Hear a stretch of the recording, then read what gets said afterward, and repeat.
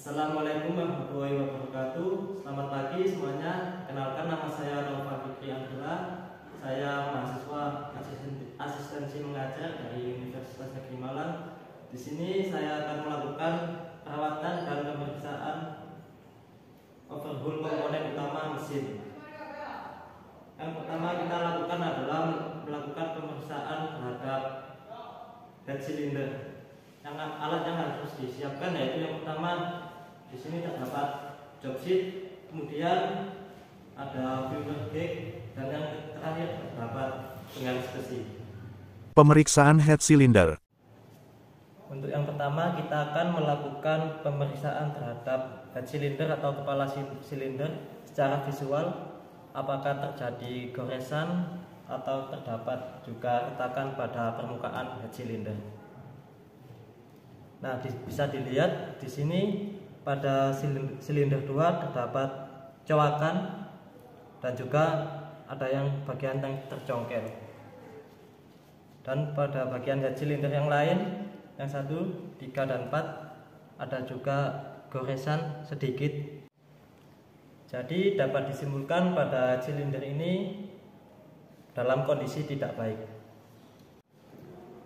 Selanjutnya yang kedua yaitu kita akan melakukan pemeriksaan pada permukaan head cylinder. Tata caranya yaitu kita gunakan penggaris besi dengan posisi miring di atas permukaan head cylinder. Kemudian kita tarik ke atas.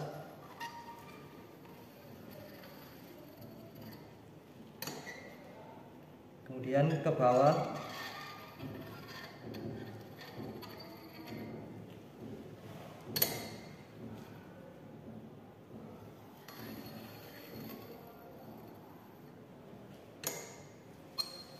Kita cari sehingga kita dapat menemukan celah pada permukaan head cylinder.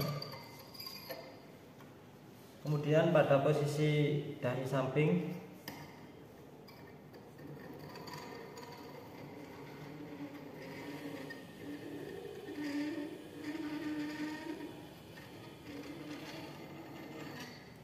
kemudian dari atas ke bawah, sambil kita lihat apakah ada celah pada permukaan.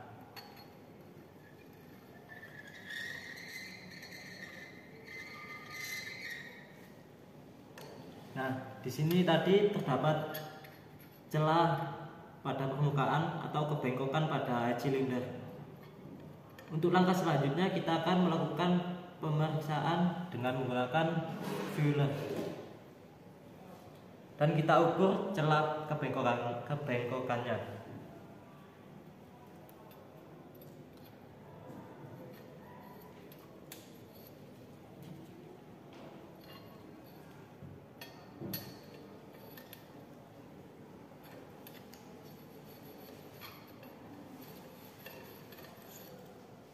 Nah, di sini dapat kita simpulkan bahwa permukaan head cylinder terdapat celah atau kebengkokan sejauh atau senilai 0,50 mm. Itu artinya permukaan head cylinder ini tidak dalam kondisi baik karena celah pada kebengkokannya melebihi batas limit yang telah ditentukan yaitu senilai 0,05 mm.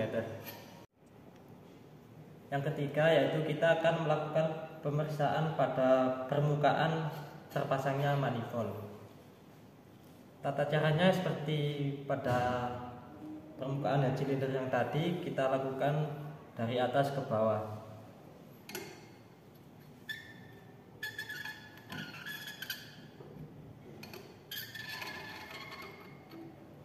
Kemudian kita lakukan dari samping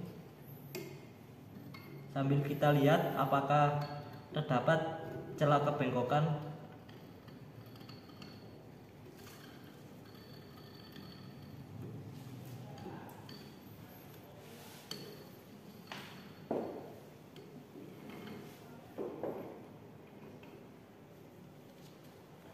Setelah dilakukan pemeriksaan, dapat disimpulkan tidak terdapat celah atau kebengkokan pada permukaan terpasangnya manifold. Untuk limit kebengkokan tempat pemasangan manifold yaitu 0,1 mm. Jika terjadi kebengkokan melampaui limit, maka yang dilakukan yaitu pembubutan atau ganti kepala silinder, dan untuk pembubutan yaitu sebesar 0,3 mm. Untuk selanjutnya kita akan melakukan pemeriksaan terhadap pegas katup.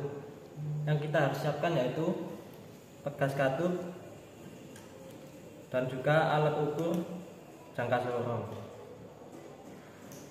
Untuk standar dari pegas katup yaitu panjang bebas yaitu 46,5 mm. Selanjutnya kita akan mengukur pegas katup pada gas ini.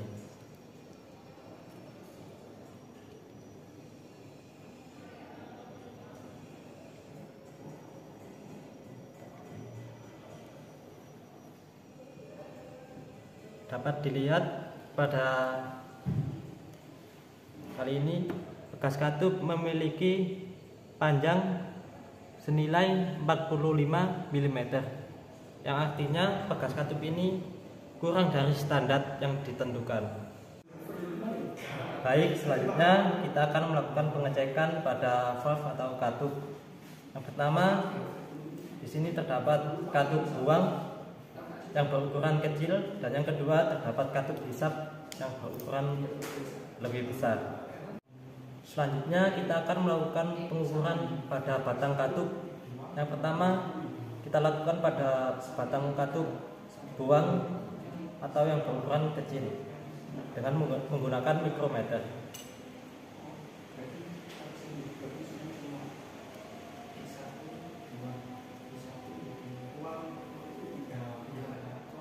Untuk penggunaan mikrometer, pastikan ratchet sudah diputar juga sebelum dikunci.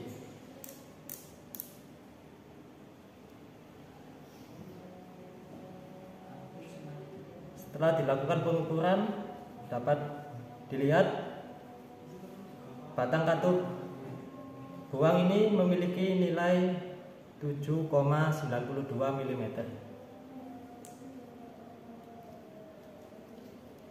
Selanjutnya kita lakukan dengan cara yang sama pada katup hisap.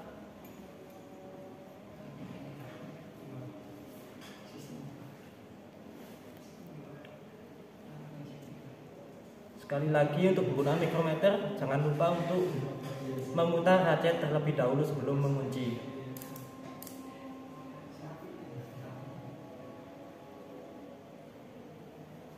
Untuk nilai diameter katup hisap dapat dilihat nilainya yaitu 7,91 mm. Selanjutnya kita akan melakukan pengukuran pada tebal pinggir kepala katup. Yang pertama kita mengukur tebal pinggir kepala katup untuk katup buang menggunakan jangka sorong.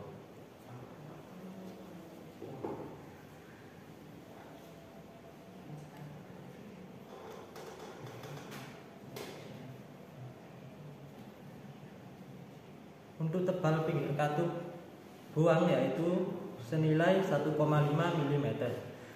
Selanjutnya kita akan melakukan pengukuran pada katup hisap. Tebal pinggir kepala katup hisap yaitu pada bagian paling pinggir di area bulatan.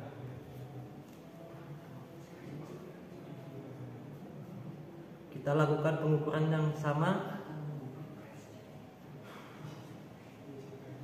dan dapat dilihat untuk nilainya yaitu 1,5 mm. Itu artinya tebal pinggir katup masih dalam keadaan baik, karena limit batas tebal pinggir katup yaitu untuk katup hisap 0,8 mm dan untuk katup buang yaitu 0,9 mm. Selanjutnya kita akan melakukan pemeriksaan rocker arm dan boros. Untuk pemeriksaan program, kita membongkar pengunci terlebih dahulu.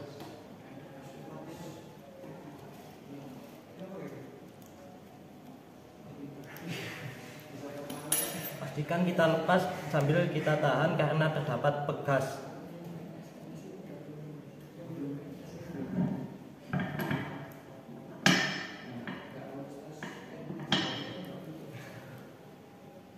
Nah, ini adalah rocker arm. Selanjutnya kita akan mengecek secara visual rocker arm, ujung dari rocker arm. Kita periksa secara visual sehingga tidak ada yang terjadi keausan atau goresan pada ujung dari rocker arm. Maka dapat disimpulkan bahwa rocker arm ini dalam kondisi baik. Setelah kita periksa semua rocker arm satu persatu, selanjutnya kita akan memasang kembali seperti kondisi semula.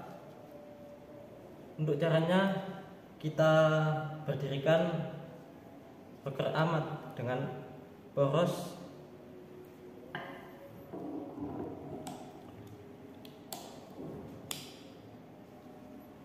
pastikan rocker arm terpasang dengan kondisi yang baik dan tidak terbalik.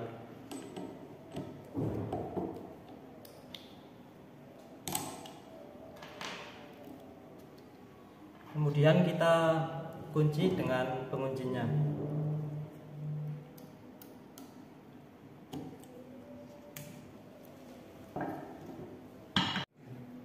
Selanjutnya kita akan melakukan pemeriksaan pada timing chain. Kita periksa secara visual, secara menyeluruh dari ujung ke bagian yang lainnya agar bagian yang aus atau yang gompal dapat kita benahi atau kita ganti.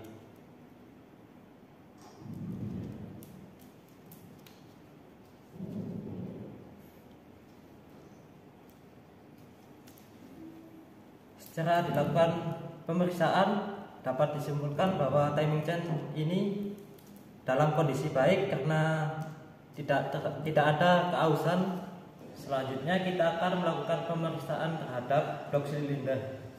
Yang pertama kita akan mengecek secara visual terlebih dahulu apakah terdapat goresan atau keausan atau juga congkelan pada permukaan blok silinder.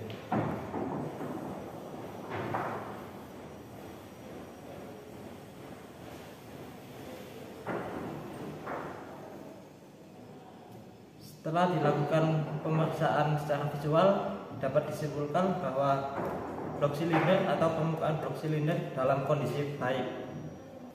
Kemudian yang kedua kita akan melakukan pemeriksaan permukaan blok silinder dengan menggunakan penggaris besi. Langkahnya yaitu kita lakukan pemeriksaan dari atas ke bawah.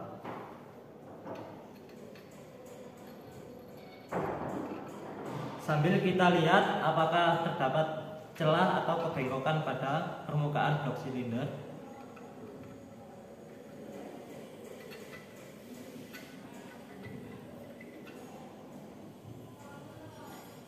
Nah, di sini terdapat celah atau kebengkokan. Selanjutnya kita akan melakukan pengukuran dengan fuller.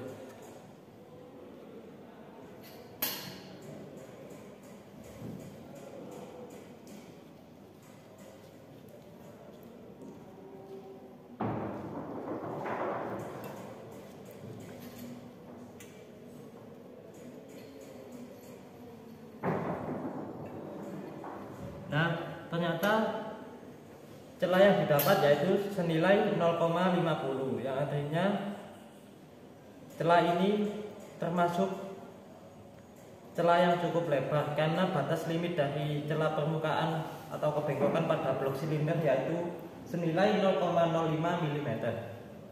Selanjutnya kita akan periksa dari samping ke samping. Kita lakukan dengan cara yang sama seperti tadi. Jika terjadi kebengkokan atau terdapat celah, kita ukur dengan fuller.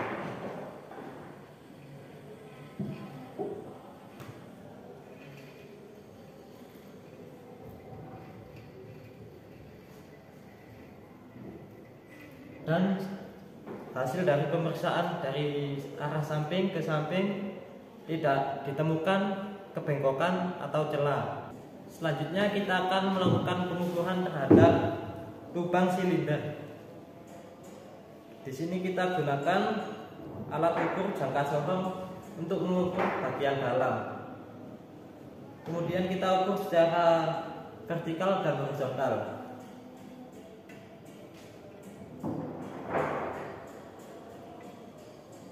Untuk mengukur secara horizontal kita dapat nilai 80,50 mm. Selanjutnya kita ukur dengan cara vertikal.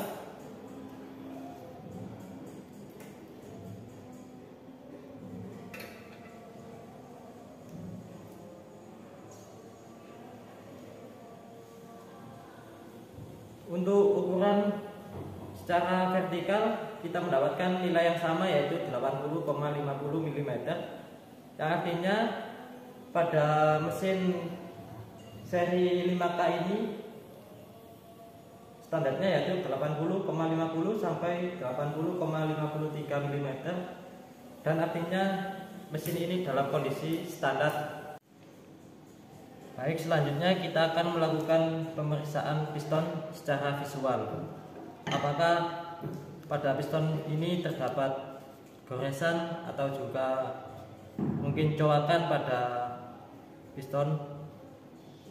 Kita amati mulai dari batang piston sampai kepala piston.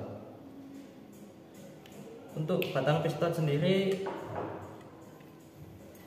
lumayan baik kondisinya, hanya ada sedikit goresan. Kemudian kita lihat pada bagian kepala piston.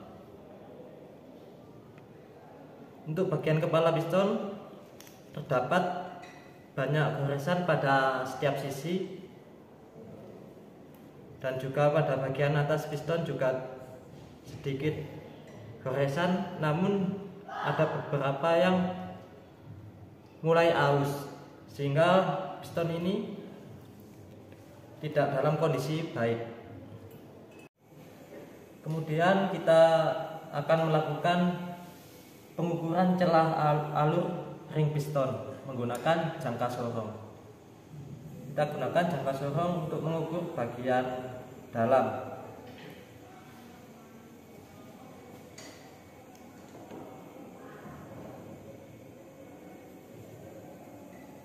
Dari hasil pengukuran kita mendapatkan nilai yaitu 4 mm. Untuk ring piston bagian bawah nilainya 4 mm. Kemudian kita ukur pada bagian tengah dan juga atas.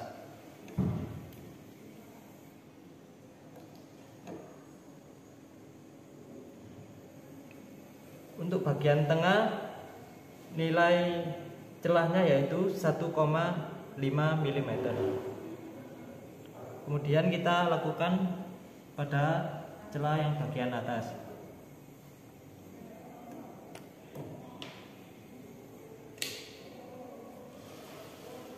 Untuk celah bagian atas hasilnya juga sama, yaitu 1,5 mm. Selanjutnya kita akan melakukan pengukuran diameter piston menggunakan jangka sorong. Kita gunakan jangka sorong untuk mengukur bagian luar.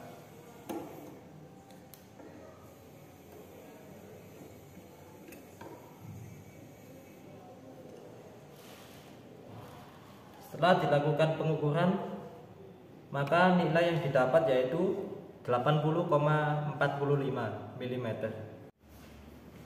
Selanjutnya kita akan melakukan pemeriksaan pada bantalan torak atau piston. Untuk bantalannya itu tersendiri terdapat di bagian sini. Kita akan melakukan pengecekan secara visual, apakah terjadi keausan atau goresan pada bantalan. Jika terdapat goresan atau coakan pada bantalan, maka lakukan penggantian pada bantalan tersebut.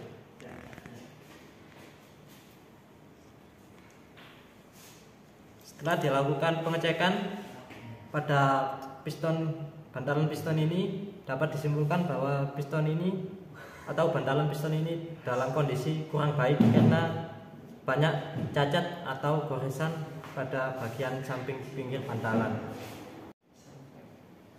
Selanjutnya kita akan melakukan pemeriksaan atau pengukuran pada sprocket. Yang pertama, di sini terdapat sprocket boros cam. Caranya yaitu kita lilitkan timing chain pada sprocket boros cam. Pastikan kondisinya seperti ini caranya. Kemudian kita ukur menggunakan jangka sorong dari sisi paling jauh ke jauh.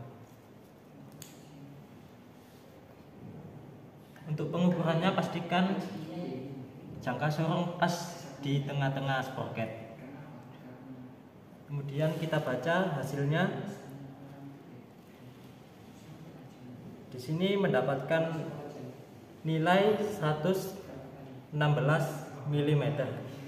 Itu artinya sprocket pada boros cam ini dalam kondisi baik karena limit keausan pada boros cam yaitu 114 mm. Setelah melakukan pada sprocket boros cam, kita lakukan dengan cara yang sama pada boros engkol. Kita lilitkan atau kaitkan boros engkol dengan timing chain.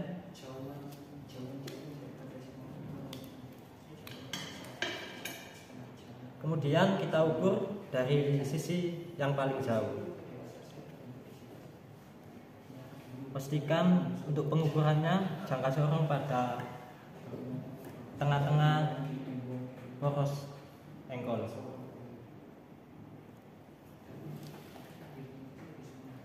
Dapat dilihat untuk nilai dari boros engkol yaitu 62 mm. Itu artinya boros engkol ini dalam kondisi baik karena limit keausan dari boros engkol yaitu 59 mm. Selanjutnya kita akan melakukan pemeriksaan pada peredam rantai. Caranya yaitu kita lakukan penekanan pada peredam rantai. Jika peredam rantai langsung kembali pada posisi semula, maka peredam rantai ini dapat dikatakan masih baik atau pegasnya masih bagus.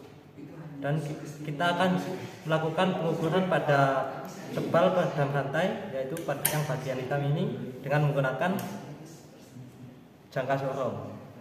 Pastikan kita ukur pada area cowakan bekas timing chain. Dapat dilihat nilainya yaitu 12,6 mm. Itu artinya tebal peredam rantai ini dalam kondisi baik karena limit tebal yaitu 12 mm. Selanjutnya kita akan melakukan pengukuran pada boros cam, yaitu caranya yaitu kita menggunakan dial gauge. Untuk pemasangannya dial gauge pastikan tegak lurus dengan boros cam atau rata air. Kemudian letakkan dial gauge pada boros cam atau jurnal pada cam ini dan atur dial gauge pada jarum posisi 0. Kemudian langkah selanjutnya kita lakukan pengukuran dengan cara memutar boros cam secara perlahan dan sambil kita lihat jarum berputar berapa mili.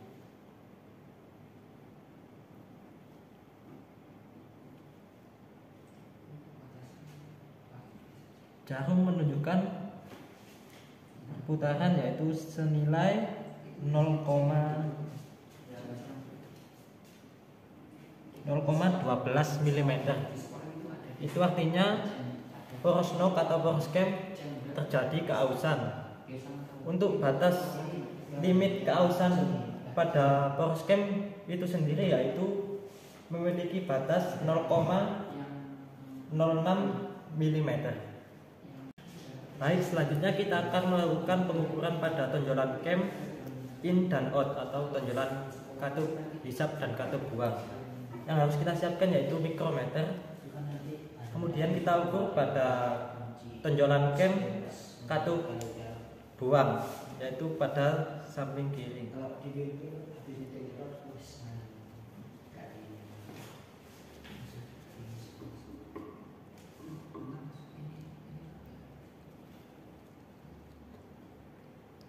Untuk penggunaan mikrometer, jangan lupa pastikan ratchet juga diputar.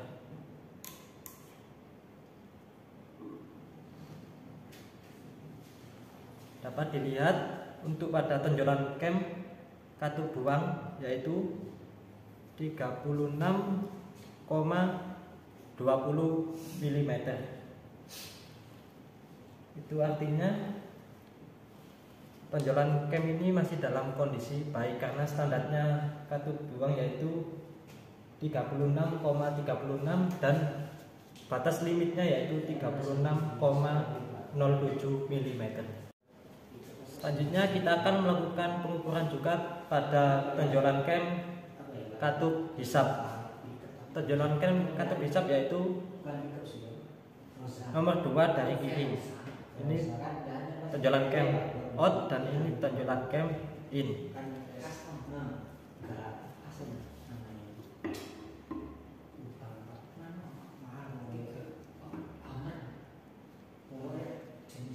Jangan lupa untuk mengencangkan ratchet.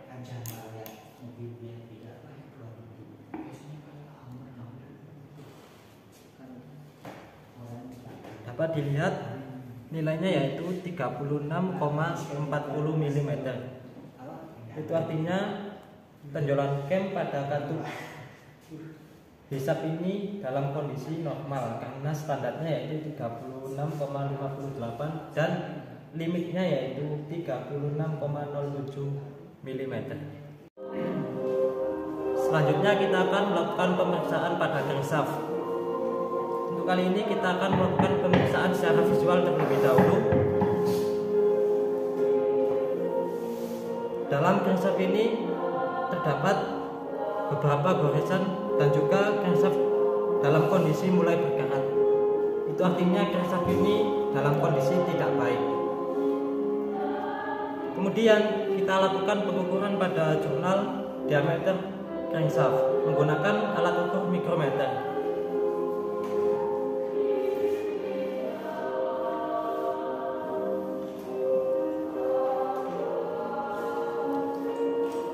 Untuk penggunaan mikrometer, jangan lupa untuk memutar ratchet terlebih dahulu.